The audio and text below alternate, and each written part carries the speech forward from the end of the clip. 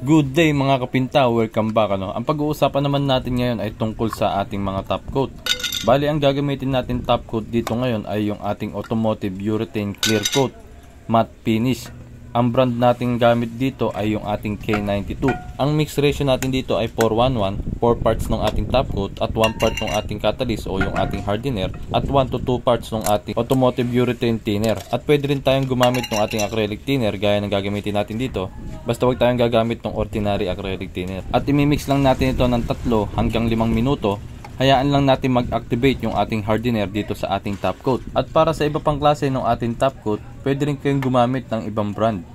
Basta ito ay 2-component system. Meron din tayong mga top coat na single component gaya ng ating mga automotive lacquer top coat, at lacquer dead flat. At marami pang iba. Tungkol sa ating mga top coat, maraming klase ng ating mga single component top coat. At marami ding klase yung ating 2-component top coat. At ilan lang to sa mga 2-component top coat itong ating ginagamit, yung ating K92. Yung mga single component top coat natin, recommended lang siya sa indoor. Dahil yung ating mga top coat ay walang mga hardener o catalyst na kung saan pinatitigas niya yung ating top coat. Hindi gaya sa ating mga single component, wala itong hardener. So sa madaling salita, hindi siya tumitigas. Kaya hindi siya maganda sa nabibilad o expose sa araw o ulan. Pwede naman kayong gumamit ng ibang klaseng top coat o ibang brand. Depende na lang sa inyo kung ano yung gusto nyong gamitin. Lahat naman niya matitibay basta magamit nyo lang siya ng maayos at matimpla nyo lang siya ng tama.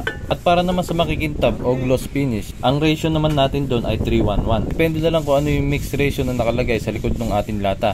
Kaya bago tayo gumamit ng ating top coat, ugaliin po natin na magbasa sa likod ng lata nang sa ganun ay malaman natin kung paano natin ito titimplahin. Kung gusto niyo naman kalabasan ng inyong top coat ay semi-gloss o yung hindi ganong makintab, pwede nyo paghaluin yung gloss natin at yung matte. Basta parehas lang sila ng brand at parehas silang 2-component. At ganun din sa ating mga single component, pwede nyo paghaluin yung gloss at yung dead flat. Basta parehas silang single component. Huwag nyo pagsasamahin yung single component at yung 2-component. Dahil magkakaroon ito ng chemical reaction. So malinaw tayo dyan mga kapinta.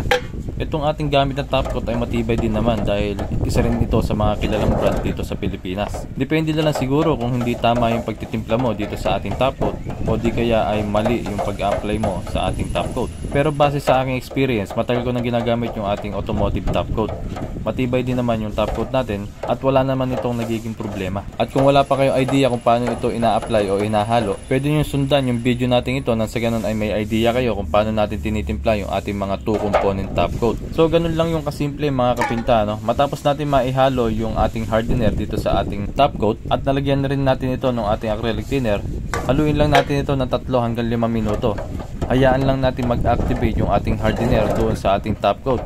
Nang sa ganun kapag in-spray natin ay tumigas siya na maayos at maging matibay. So ayun, ganun lang mga kapinta. Pansamantala hanggang dito na lamang muna yung ating step by step video.